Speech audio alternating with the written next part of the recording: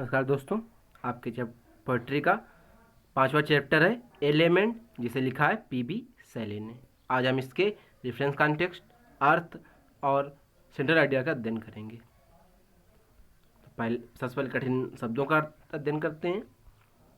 Last steps माने अंतिम चरण, क्लाइम माने चढ़ना, टर्मनिंग माने कांपते हुए लड़खड़ाते हुए, ग्लोरी माने शान, स्टूड माने खड़े हुए, प्राइम माने उत्कर्ष सबसे अच्छा, नेवर मोर माने कभी नहीं, फ्लाइट माने उड़ान, फ्रेश माने ताज़ा, स्प्रिंग माने बसंत ऋतु, समर माने गर्मी, विंटर माने जाड़े की ऋतु, होर माने बहुत ठंडी या पाला, मूव माने सिहरन पैदा करना, फेंट माने मुरझाए हुए या निराश, ग्रीफ माने दुख, डिलाइट माने प्रसन्नता, ओ world, O life, O time. इसका स्टंजा का अध्ययन करते हैं। 2 स्टंजा हैं।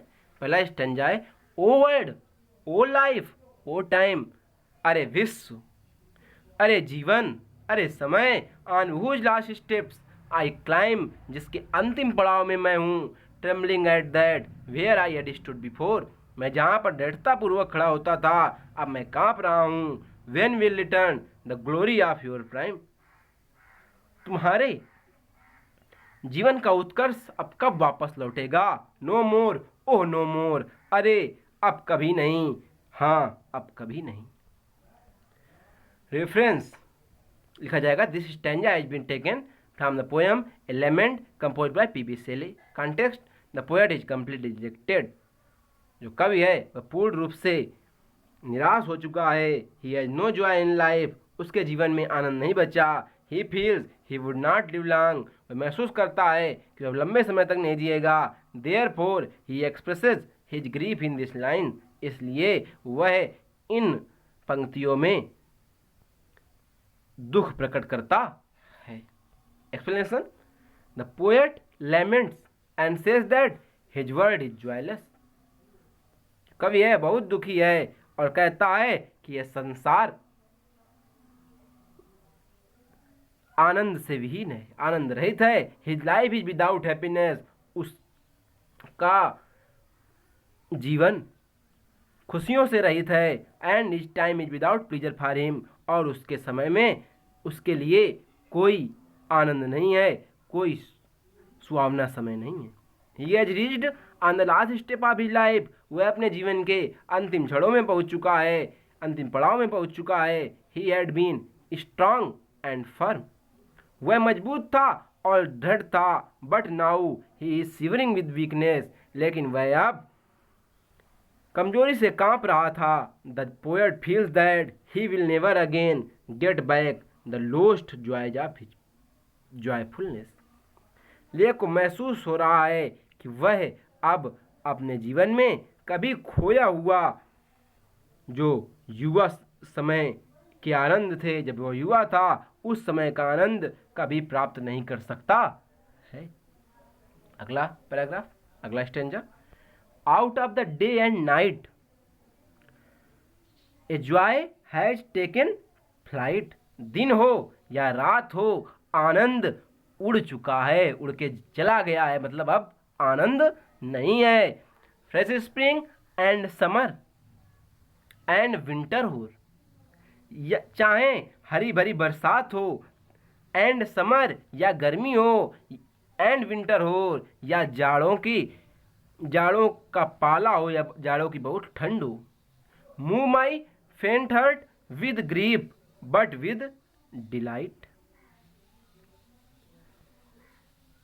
मेरे जीवन में आनंद की जगह मुरझाया हुआ हृदय है जो कि दुख से भरा हुआ है, निराश हृदय है जो कि दुख से भरा हुआ है। नो मोर, ओह नेवर मोर, अब नहीं, ओह कभी नहीं, मतलब अब कभी वो जवान नहीं हो सकता है, बुढ़ा है तो बुढ़ा ही रहेगा। और अब उसे क्या क्या करना है, बूढ़े होने के बाद लोग क्या करते हैं, अंत में बूढ़े लोग मर जाते हैं, तब उसे अंतिम पड़ाव में उसका मरना ही शेष बचा है। तो इसके reference, these lines are taken from the poem a lament written by P B Shelley. Context, the poet is full of dejection and failure, कवि पूरी तरह से निराश हो चुका है और असफल हो चुका है। His life is without happiness, उसके जीवन में कोई सुख नहीं है, कोई खुशी नहीं है। Changing seasons give him no happiness, बदलता हुआ मौसम भी उसे कोई आनंद नहीं दे सकता। His sorrows will never leave him, उसके दुख उसको कभी नहीं छोड़ेंगे, मतलब ऐसा वो दुखी ही रहेगा। Explanation, the poet feels Joy neither in the day न इन द नाइट, लेखक कभी आनंद से नहीं भरा होता, चाहे न दिन में और ना ही रात में। Joy has abandoned him altogether, आनंद ने उसको अकेले ही छोड़ दिया है। Fresh seasons of spring summer and snowy winter come, बरसात के, गर्मियों के और बर्फ वाली ठंड के नए नए मौसम आते हैं। And leave but give him no delight, और चले जाते हैं लेकिन उसे कोई आनंद नहीं देते। The poet has nothing else but grief in his weak heart, कवि के पास कुछ नहीं है बल्कि उसके कमजोर हृदय में दुख ही दुख है। He has lost Joy for ever, उसने हमेशा के लिए आनंद को खो दिया है। It will never return any more in his life, उसके जीवन में अब कोई भी आनंद नहीं आ सकता है, अर्थात उसे अब कभी आनंद, कभी खुशी नहीं मिल सकती है। Central idea, in a lament P B Shelley expresses his deep sorrow and, एनएस लिख गया है धोखे से, एंड है, and dismay at the last step of his life. Lament poem में पीबी सेले जो लेखक हैं इस पाठ के, उन्होंने अपने जीवन के अंतिम पड़ाव में गहरा दुख और निराशा व्यक्त की है।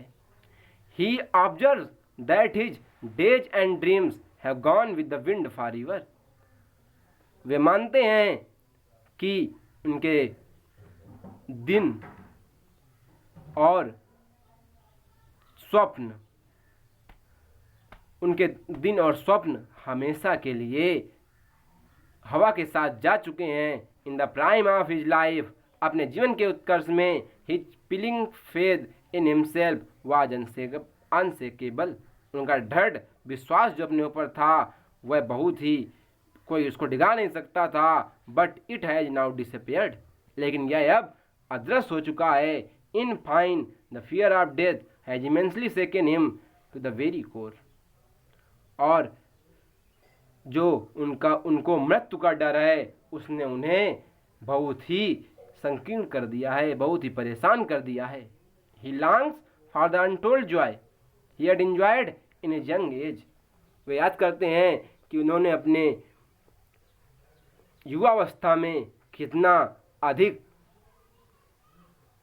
आनंद प्राप्त किया था। And repents over those golden days that will never return again, और उन स्वर्णिम दिनों को याद करते हैं जो अब कभी वापस नहीं आएंगे।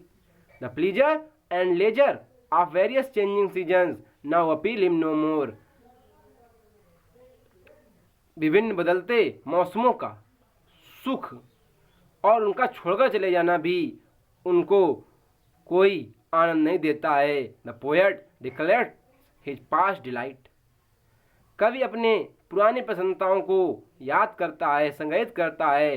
That he will enjoy himself, जो कि उसने खुद ही उठाए थे। And feel no more and never more, और महसूस करता है कि अब कभी नहीं होगा और कभी नहीं होगा। Because his last moments if life have, last moments is of life होगा, last moments of life have approached, और उसके जीवन के अंतिम क्षण वापस आ, उसके जीवन के अंतिम क्षण आ चुके हैं, अर्थात उसके मृत्यु का समय नजदीक आ चुका है। इसको अच्छे से पढ़ लेंगे, सेंट्रल आइडिया याद कर लेंगे और रेफरेंस कॉन्टेक्स्ट एक्सप्लेनेशन को अच्छे से अपनी कॉपी में लिख लेंगे। मिलते हैं अगले लेक्चर में, तब तक के लिए जय हिंद, जय भारत, और अपनी पढ़ाई करते रहिए। किसी दिन आपकी कॉपी चेक करने हम आएंगे और सभी विषयों की कॉपी चेक करेंगे। जय हिंद, जय भारत, धन्यवाद।